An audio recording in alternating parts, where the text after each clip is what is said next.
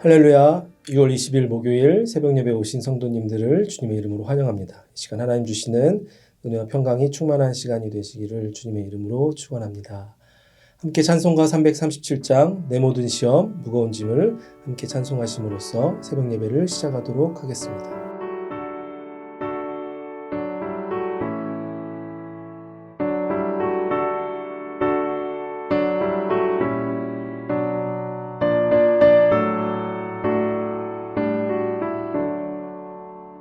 내 모든 시험 무거운 짐을 주 예수 앞에 아뢰이며 근심에 쌓인 날 돌아보사 내 근심 모두 맡으시네. 무거운 짐을 나 홀로 지고 견디다 못해 쓰러질 때 불쌍히 여겨 구원해 주리. 은혜의 주님 오직 예수.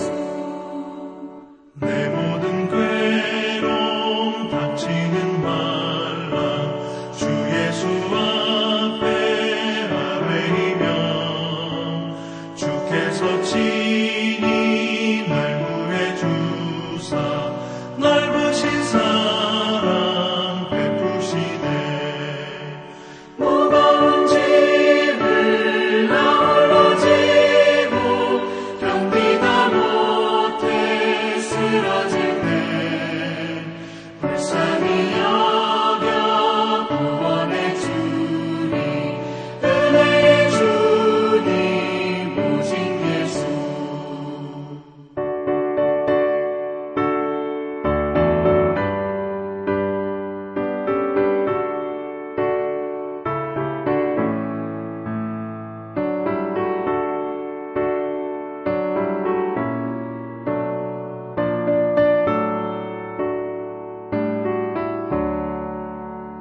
내 짐이 점점 무거워질 때 주 예수 앞에 아뢰이며 주께서 친히 날 구해 주사 내 대신 짐을 져주시네. 무거운 짐을 나 홀로 지고 견디다 못해 쓰러질 때 불쌍히 여겨 구원해 주리. 은혜의 주님 오직 예수. 마음의 시험 무서운 죄를 주 예수 앞에 아뢰이며 예수는 나의 능력이 되사 세상을 이길 힘 주시네. 무거운 짐을 나 홀로 지고 견디다 못해 쓰러질 때 불쌍히 여겨 구원해 주리. 은혜의 주님 오직 예수.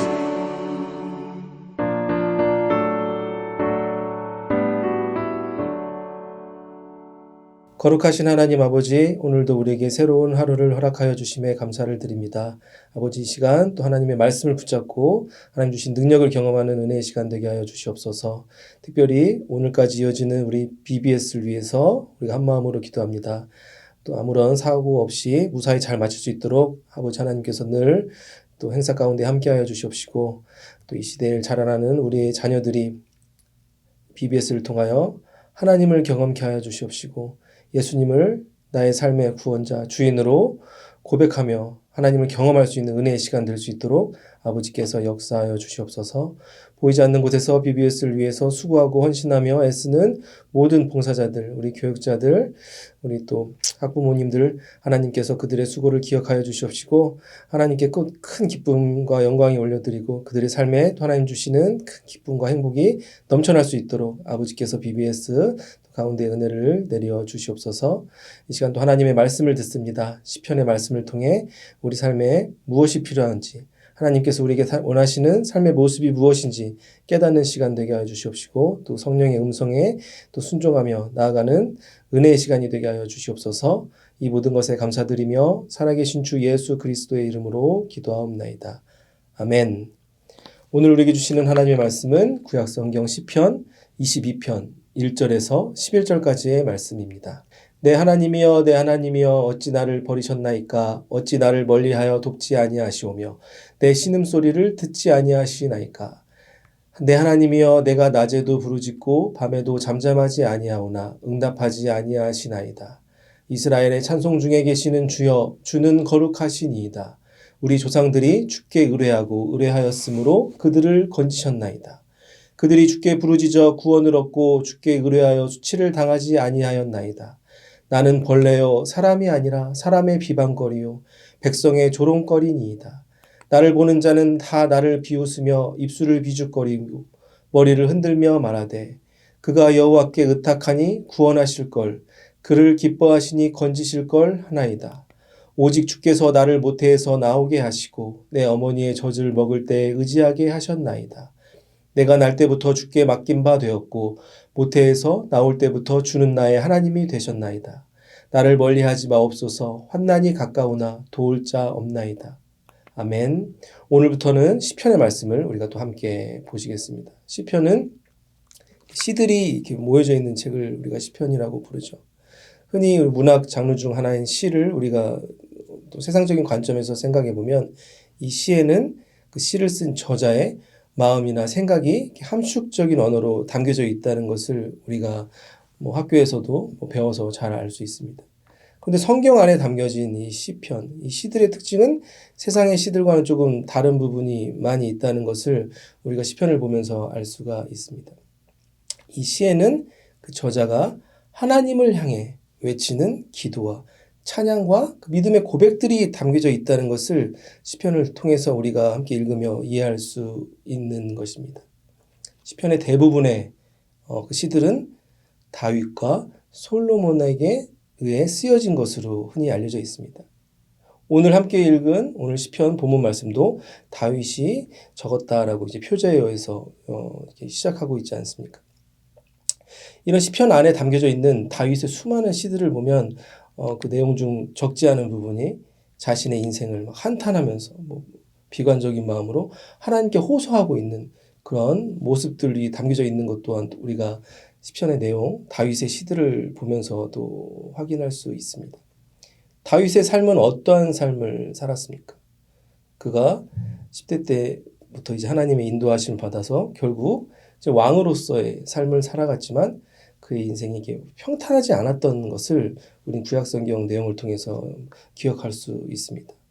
이런 다윗의 삶은 하나님께서는 뭐라고 평가하셨죠? 사도행전 13장에 보시면은 다윗이 하나님의 마음에 합한 자였다라면서 이렇게 표현하고 있습니다. 하나님 마음에 쏙 드는 사람. 그가 인생 가운데 죄악도 저지르고 했지만 또 일반적으로는 하나님께 인정받은 사람이 다윗이었다. 우리가 쉽게 그렇게 기억하지 않습니까? 그럼에도 불구하고 그의 삶이 평탄하지 않았던 인생이었다는 것을 시편의 말씀을 통해서도 우리가 다시 한번 이해할 수 있는 것입니다. 오늘 본문 1절 말씀 제가 다시 한번 읽어보겠습니다. 내 하나님이여 내 하나님이여 어찌 나를 버리셨나이까 어찌 나를 멀리하여 돕지 아니하시오며 내 신음소리를 듣지 아니하시나이까. 아멘. 1절에 이제 다윗이 하나님을 향해 외치는 그런 간절한 호소를 우리가 말씀을 통해서 볼 수 있습니다. 뭐라고 다윗이 외치고 있습니까?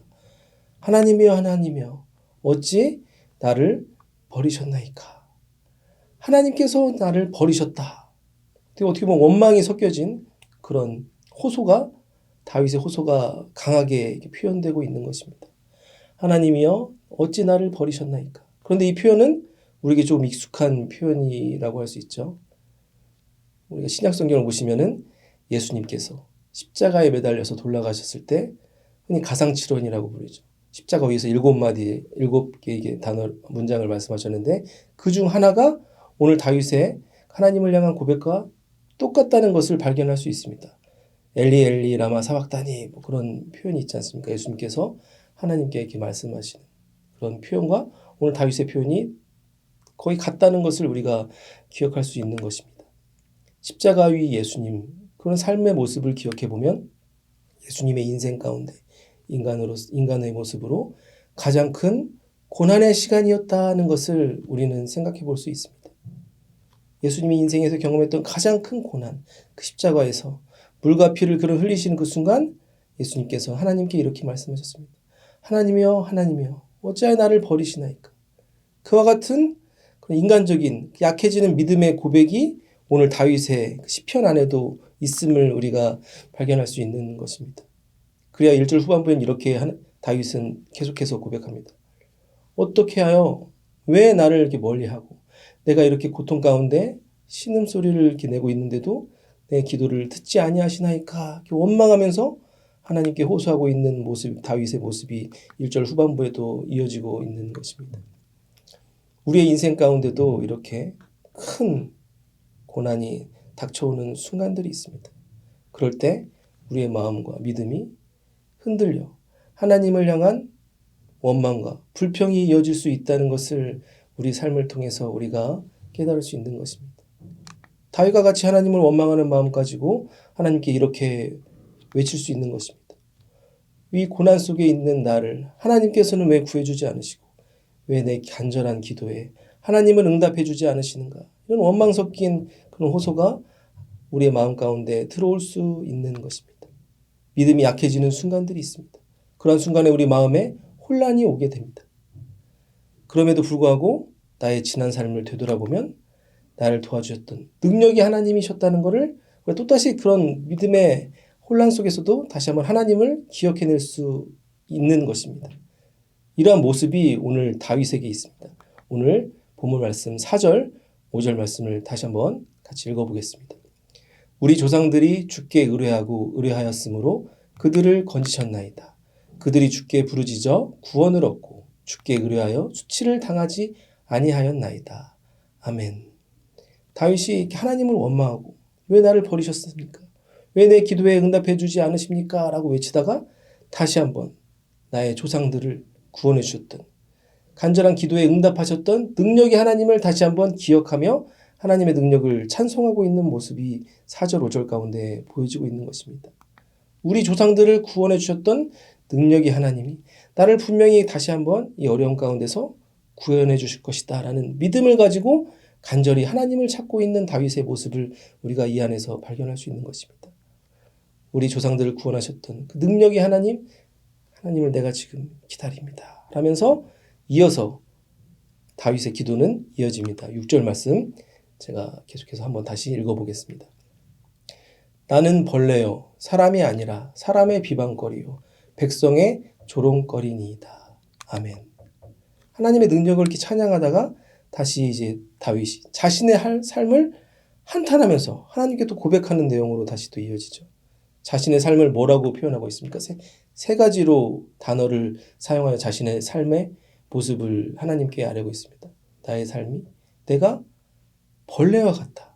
그리고 나의 삶이 사람들에게 비방거리와 조롱거리가 되었다라면서 한탄하는 다윗의 그런 안타까운 모습이 6절에 담겨져 있는 것입니다. 비방과 조롱이 무엇입니까? 쉽게 말하면 욕을 하는 거죠. 사람들이 자신을 높이고 상대방을 낮추기 위해서 그 앞에서 비방하고 조롱하는 모습을 가지고 있다는 것을 우리가 삶에서 또 많이 경험할 수 있지 않습니까? 건강한 비판이 아니죠. 서로 토론을 통해서 뭔가 발전을 이루기 위한 그러한 비판이 아닌 그 인간의 저열한 욕망이 비방과 조롱 가운데 담겨져 있는 것입니다.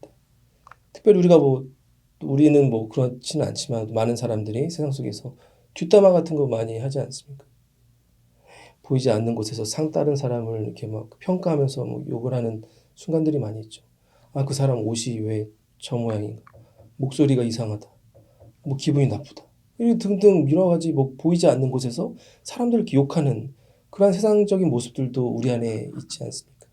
특별히 한국인이 정 문화라고 하지 않습니까? 인간관계를 굉장히 중요하게 생각하고 체면을 중요하게 생각하지만 동시에 다른 사람들을 이렇게 비난하는 그런 마음 가운데 욕망이 많이 있다는 것을 또 우리 주변에서 우리 모습을 통해서도 발견할 수 있는 것입니다.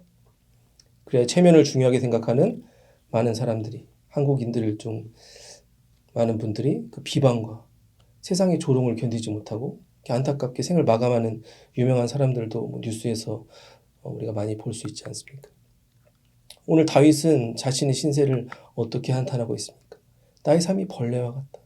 사람들이 다 나를 비방하고 조롱하고 있습니다. 그런 안타까운 그런 마음의 고백을 하나님께 아뢰고 있는 것입니다. 그러면서 이어서 8절에 그 사람들이 자신을 어떠한 모양으로 비방하고 있는지 8절에 그가 이렇게 말합니다. 그가 여호와께 의탁하니 구원하실 걸, 그를 기뻐하시니 건지실 걸 하나이다. 아멘. 8절 말씀은 사람들이 다윗을 조롱하는 말 그대로 다윗이 하나님께 아뢰고 있는 장면이죠.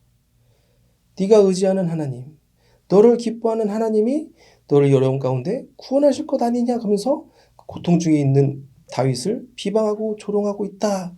다윗이 그 마음의 그런 고통을 가지고 하나님께 아뢰고 있는 것입니다. 나만 뭐라고 하는 것이 아니라 나의 삶만 평가하는 것이 아니라 내가 믿는 하나님까지 그들이 비웃고 있다. 안타까운 마음을 가지고 하나님께 간절히 외치고 있는 다윗의 기도의 모습을 볼 수가 있는 것입니다. 고난 속에 있는 다윗을 그들에게 도움을 주지 못할 만큼 긍휼의 마음이 아닌 조롱하고 비방하는 악한 인간의 본성들을 우리가 그 성경 말씀을 통해서 또한 확인할 수 있는 것입니다. 이러한 그 사람들의 비방과 조롱은 우리가 다시 한번 예수님께서 십자가에 매달리셨을 때 그 주변 사람들의 태도와 비슷한 점이 있음을 우리는 발견할 수 있습니다. 십자가에 매달리셔서 예수님께서 물과 피를 흘리시며 고통받고 계실 때 그 십자가 아래에 있던 많은 사람들은 어떻게 예수님께 말하였습니까? 당신이 진정 하나님의 아들이라면 자신을 구하여 직접 내려오라. 그러면 내가 믿겠다. 당신이 믿는 하나님을 내가 믿을 수 있다. 그렇게 하나님까지 조롱하는 모습을 많은 사람들이 보여줬던 것입니다. 당신의 하나님은 왜 고난 속에서 당신을 버려두고 뭐 하시는 것인가? 이렇게 비방하며 하나님의 능력을 조롱하고 있었던 것입니다. 우리 삶 가운데도 고난이 찾아오는 순간 우리의 마음 가운데 이러한 고민이 찾아올 때가 있습니다. 나의 삶이 이러한 고난 속에서 무너지면 내가 하나님의 영광을 가리우는 것은 아닌가? 그런 마음의 고민과 하나님을 향한 그 믿음이 약해지는 순간들이 있는 것입니다. 내가 지금까지 평생 동안 이렇게 열심히 신앙생활하며 열심히 하나님을 찬양하고 기도하는 삶을 살았는데 이러한 고난 속에서 나의 삶이 무너지게 되면 믿지 않는 사람들에게 나의 삶이 조롱거리가 되지는 않을까? 그러한 인간적인 두려운 마음이 우리 안에 자라날 때가 있는 것입니다. 이러한 순간에 우리가 기억해야 되는 것이 무엇입니까? 예수님의 부활을 다시 한번 기억해야 되는 것입니다. 세상의 비방과 조롱을 이기시고 죽음을 이기신 예수님, 하나님의 능력을 다시 한번 붙잡고 우리가 고난 가운데 믿음으로 나아가야 되는 것입니다. 예수님을 비난하고 조롱하였던 수많은 이들에게 놀라운 하나님의 부활의 능력을 우리가 많은 사람들이 경험하였다는 것을 우리가 성경 말씀을 통해 기억하며 살아가야 되는 것입니다. 인간의 생각에는 한계가 있지만 하나님의 능력에는 한계가 없음을 우리가 늘 기억하며 살아가야 되는 것입니다. 그래야 사람들의 시선을 두려워하지 않고 어떠한 상황 속에서도 하나님의 능력을 더욱 신뢰하며 살아갈 때 놀라운 하나님의 기적 역사를 우리가 삶 가운데 경험할 수 있게 되는 것입니다. 오늘 말씀을 정리하겠습니다. 오늘 시편 22편의 말씀 보면 다윗의 간절한 호소가 담겨져 있습니다. 고난 가운데서 하나님을 향해 다윗이 이렇게 외치죠. 하나님이여 하나님이여 어찌하여 나를 버리셨나이까. 사람들의 조롱과 비방 때문에 내 마음이 무너지고 있습니다. 내 삶이 벌레같이 느껴지고 있습니다. 이렇게 마음이 무너지는 다윗의 모습을 우리가 볼 수 있습니다. 이러한 마음이 우리 가운데도 있을 수 있는 것입니다. 내가 원하지 않는 그런 고난의 시간이 나에게 찾아올 때 우리의 마음이 흔들리며 사람들의 시선이 두렵게 느껴지는 순간들이 있는 것입니다. 그럴 때마다 우리가 다시 한번 고난을 바라보며 살아가는 것이 아니라 고난보다 더 큰 능력의 하나님을 더 의지하고 신뢰하며 살아갈 때 그 예수님의 부활의 능력을 우리가 이 세상 가운데서 경험하며 살아갈 수 있게 되는 것입니다. 사랑하는 성도 여러분, 오늘 우리에게 주시는 그런 능력의 하나님의 말씀을 다시 한번 붙잡고 살아가 우리가 사람들의 시선을 두려워하며 살아가는 것이 아닌 하나님을 더욱더 의지하며 신뢰하며 살아가 기적을 오늘 하루의 삶 가운데 경험하실 수 있는 모든 성도님들이 되시기를 주님의 이름으로 축원합니다. 거룩하신 하나님 아버지, 오늘도 우리에게 시편의 말씀을 통해서 또 고난 속에서 무너질 수 있는 그런 다윗과 같은 안타까운 그런 마음이 우리가 안에 있음을 깨닫게 하여 주시니 감사를 드립니다. 아버지, 십자가 위에 있던 예수님을 조롱했던 그 수많은 사람들이 예수님을 이렇게 긍휼한 마음을 갖지 않고 그 하나님을 비난했던 모습을 우리가 기억합니다. 때로는 우리의 삶에 어려움이 찾아왔을 때 나의 삶의 모습으로 인해 믿지 않는 사람들에게 나의 삶의 모습이 조롱거리가 되지 않을까 우리가 두려워하는 마음, 불안해하는 마음이 생길 때가 있음을 주님 앞에 고백합니다. 우리가 우리 앞에 있는 고난을 바라보며 살아가는 것이 아니라 문제보다 더욱 크신 놀라운 하나님의 능력을 신뢰하며 믿음으로 나아갈 수 있는 우리가 되게 하여 주시옵소서. 우리가 문제를 바라보면서 더욱더 약해지는 것이 아니라 날마다 우리에게 주시는 하나님의 말씀을 붙잡고 능력이 하나님을 붙잡고 살아가 우리의 삶을 통해 하나님의 기적을 경험케 하여 주시옵소서. 그리하여 우리의 삶을 통하여 살아계신 하나님의 능력이 우리뿐만 아니라 많은 이들에게도 전해지는 놀라운 축복의 통로의 삶을 살아갈 수 있도록 아버지께서 우리 삶 가운데 역사하여 주시옵소서. 그래야 이 고난의 시간이 축복의 시간으로 간증될 수 있는 하나님을 함께 찬양할 수 있는 그런 시간이 올 수 있도록 아버지께서 늘 우리 삶을 주관하시고 선한 길로 인도하여 주시옵소서. 이 모든 것에 감사드리며 살아계신 주 예수 그리스도의 이름으로 기도하옵나이다. 아멘.